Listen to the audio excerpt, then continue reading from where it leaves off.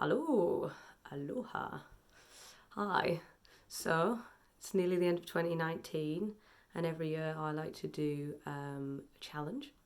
So this year I did actually quite a few, but the main one that I want to talk about is the fact that I decided to only drink booze on the even months for the entire year, and I've successfully completed it. Um, so obviously throughout the year that led to many amusing situations where I'd be offered a drink at a party or whatever, um, and I'd sort of say, sorry, I'm only drinking booze on the even months this year, so I can't accept that. And people would usually be like, eh? And then I guess once they got over that, there would be sort of several lines of questioning that I'd usually endure, but I quite enjoyed. Um, the first question was pretty much always, why? Why are you doing this ridiculous thing?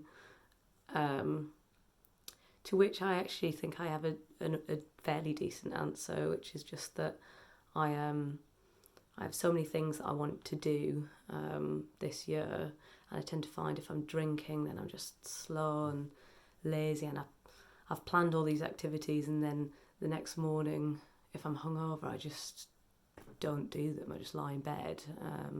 It's just a real waste. So it's like a sort of time-saving exercise, a highly successful one. So the other thing people would ask me was, why just the even months? And this is just obvious, isn't it? Firstly, we've got my birthday in February. Then we got Easter in April. Then June, you're hitting up the parks. August, a bit more parks. October, big hitter, Halloween. And then December, need I say anymore? So that's quite obvious. What else did people ask? People would ask how I found it, and that's quite interesting actually. I have loved it. I've really enjoyed it.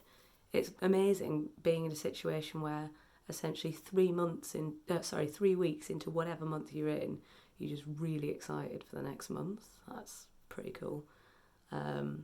It also means that start of the drinking month, you get to celebrate with a load of drinks. End of a drinking month, you get to pack them all in.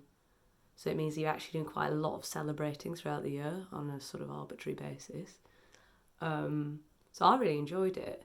I did find though that like other people find it weirder than you do when you're not drinking. So I would be quite comfortable saying I wasn't drinking, and then like people would sometimes kind of fuss a bit, and sort of like worry that I mustn't be all right, but it's fine. I'm fine.